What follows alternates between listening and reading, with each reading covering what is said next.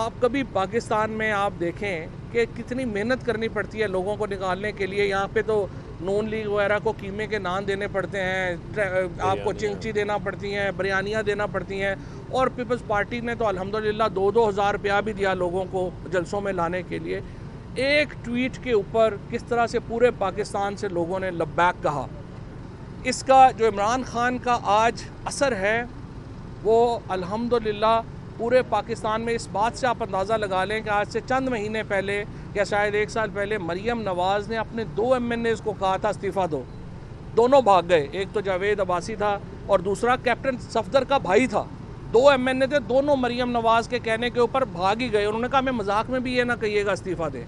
Constituency politician के लिए इस्तीफ़ा देना मुश्किल काम होता है, लेकिन आज एक आवाज़ के ऊपर, वज़ीर-ए-आज़म इमरान खान की आवाज़ के ऊपर 125 लोगों ने इस्तीफ़े इनके मुंह पे मारे हैं इम्पोर्टेड गवर्नमेंट के। और ये वो एक कंट्रोल है उनका जो इस वक्त पाकिस्तान के अवाम की नब्ज़ के ऊपर ज़ाहिर करता है। कराची में होने वाला जो हमारा जलसा है वो इंशाअल्लाह पाकिस्तान की तारीख़ का तो सबसे बड़ा जलसा होगा ही। मेरा ये ख्याल है कि वो इंशाअल्लाह बर्रे सग़ीर की तारीख़ के बड़े जलसों में से एक जलसा होगा। और इसके बाद इंशाअल्लाह जो हम आगे जलसे करने जा रहे हैं, जो हम लाहौर में जलसा करने जा रहे हैं, और उसके बाद का जो प्रोग्राम है वो हमने अभी नहीं बताया। वो प्रोग्राम ऐसे ही है, मैं ये समझता हूँ कि इंतखाबात की तरफ ही आपने बढ़ना है। फ़ैसला आप ये कर लें ज़्यादा नुकसान करके बढ़ना है या कम नुकसान करके बढ़ना है, इसके अलावा फ़ैसला नहीं है। मैं ये समझता हूँ कि इस वक्त एक तहरीक उठी है इमरान खान की क़यादत में, जो पूरा पाकिस्तान जिससे दहल कर रह गया है। आपने देखा है पेशावर के जलसे में, हमने देखा कि किस तरह लोग जो हैं एक आवाज़ के ऊपर निकले। उससे पहले हम डिक्लेयर कर चुकी है, आप मुल्ज़म हैं, आप उसी महकमे में जो है वो तब्दीलियाँ और ट्रांसफ़रें कर रहे हैं, हम इसको मुस्तरद करते हैं। फ़र्द जुर्म उसमें जो है वो आयद होनी है। अगली पेशी के पिछली दफ़ा जो आखिरी पहला हुक्म ये आया था, अभी हलफ उठाने से पहले वो ये आया था प्रोसिक्यूशन टीम को कि आप अदालत नहीं जाएंगे। अब अगर इस तरह से आपने इसको अदालतों को, प्रोसिक्यूशन को मैनिपुलेट करना है तो ये हम इसकी शदीद मज़म्मत करते हैं। और सुप्रीम कोर्ट जो है वो इसका नोटिस ले। अदालतें इसलिए बैठी हैं, अगर नहीं होगा तो हम भी इसमें पिटीशन फाइल करेंगे। लेकिन असल बात यह है कि हाई कोर्ट को और सुप्रीम कोर्ट को ये मामला देखने चाहिए कि किस तरह से मुल्ज़मान यहाँ पे भाग रहे हैं। जोखियो केस में जो हुआ सिंध में वो आपके सामने है। एक जुल्म और बर्बरियत की यूँ पुराना पाकिस्तान इतनी शिद्दत से वापस आया है कि लोगों की आंखों में जो आंसू थे वो छलक पड़े। आप देखिए कि पहले दिन इन्होंने जो यहाँ पे अपने ये FIA, पहले दिन तो खैर माशाल्लाह सहाफ़ियों के लिए खाबे खोल दिए गए प्राइम मिनिस्टर हाउस में, और कोई भूखा ना सोए प्रोग्राम जो भूखे लोगों के लिए था उनको बंद कर दिया गया, और उसके आपने प्राइम मिनिस्टर हाउस में खाबे खोल दिए अपने मखसूस साफ़ियों के लिए। दूसरी दिन जो किया आपने मैरियट में एक बुज़ुर्ग शहरी को तशद्दुद का निशाना बनते देखा।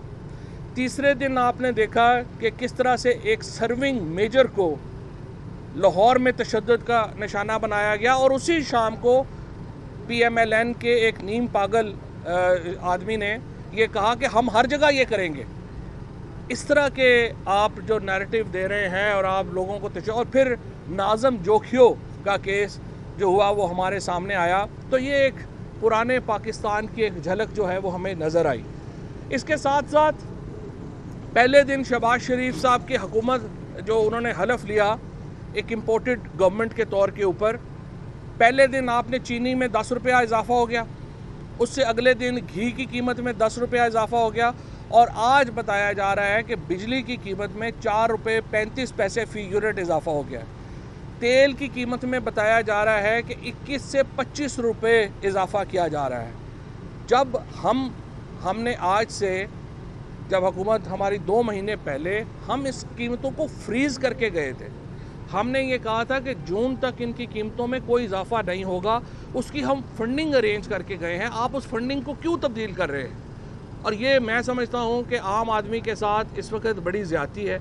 अल्हम्दुलिल्लाह हमने जो पाकिस्तान के अंदर एक जिस तरीके की मईशत छोड़ी है वो एक मुस्तहकम मईशत थी, और उसको बरकरार रखने के लिए ज़रूरी है कि हम इसको, ये जो आम आदमी है उसको इस तरह से ज़द जो है वो ना पहुँचाएँ।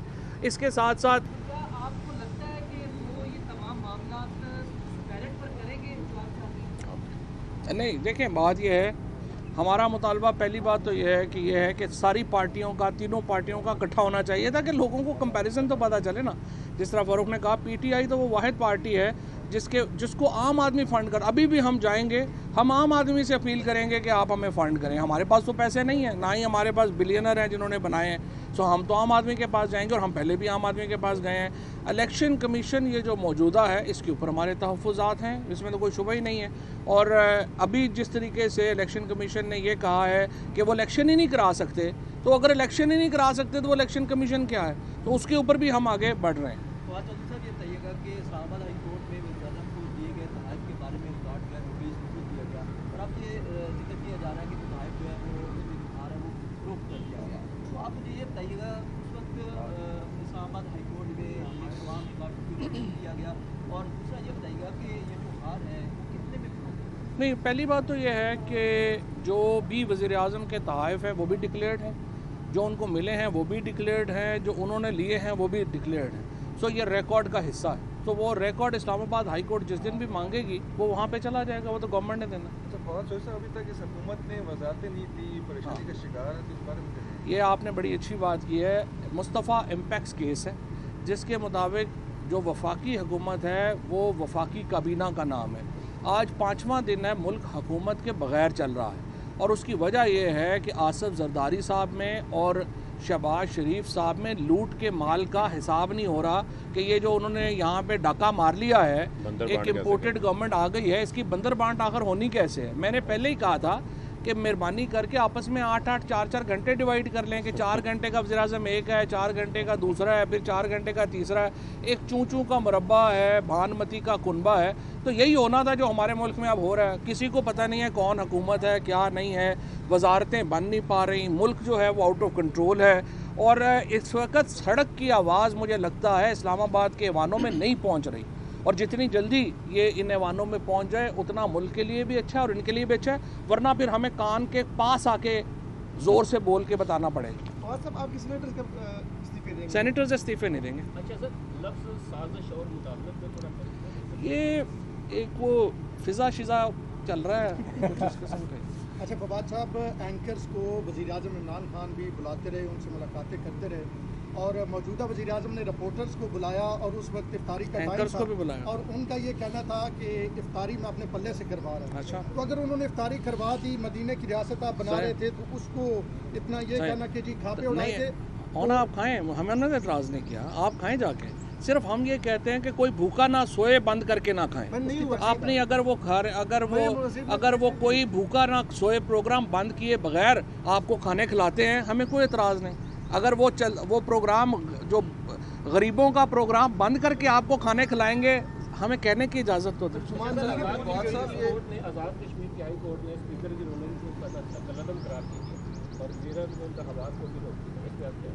देखिए, मैं तो हैरान हूँ इस मुल्क में, अगर सब कुछ अदालतों नहीं करना है तो फिर जमहूरियत बंद कर दें, फिर सारे काम वहीं पे ले जाते हैं कि वही आप लोग ही कर दिया करें दिन और रात।